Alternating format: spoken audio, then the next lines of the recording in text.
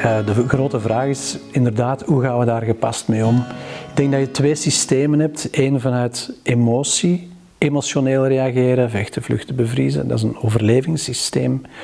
Of reageren vanuit wie je bent, vanuit je eigen gevoel. En dan ga je kijken, wat is gepast om op deze manier goed te handelen? Wat is er nodig? Voor mijzelf, voor mijn kinderen, voor mijn gezin, voor mijn vrienden. En ik ga daar in verantwoordelijkheid. Ik neem iets op. Emotioneel gedrag leidt vaak tot problemen in het lichaam.